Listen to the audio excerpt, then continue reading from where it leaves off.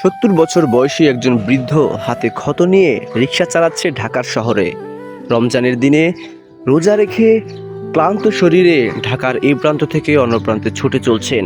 কিন্তু তার সাথে কথা বলে এমন একটি গল্পের সাক্ষী হলাম আমরা, যা শুনে রীতিমতো স্তব্ধ হয়ে গিয়েছি।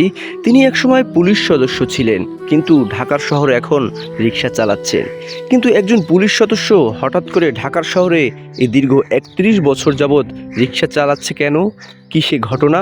ঠিক কোন কারণে, কোন ভুলে তিনি জীবনের কঠিন এ বাস্তবতার সম্মুখীন হলেন? আজকে শুনবো তার সাথে ঘটে যাওয়া সেই হৃদয় বিদারক কঠিন বাস্তবতার গল্প।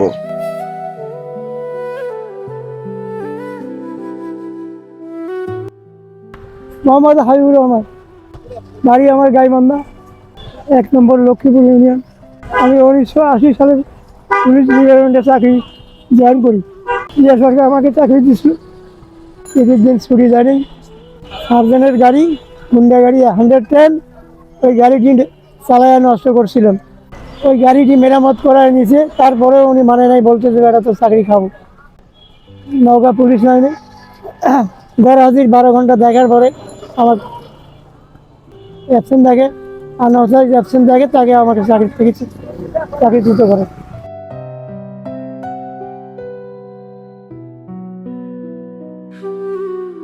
ভাগ্যের কি নির্মম পরিহাস! অনেক বড় বড় অপরাধ করেও অনেকে ক্ষমা পায়, অথচ একজন পুলিশ অফিসারের মোটরসাইকেল দুর্ঘটনায় ফেলার কারণে তিনি তার চাকরিটি হারিয়ে ফেললেন।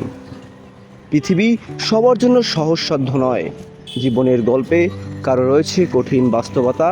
হাবিবুর রহমান তাই পুলিশ কর্মকর্তা চাকরিচ্যুত হয়ে ঢাকায় 33 বছর রিক্সা চালাচ্ছেন।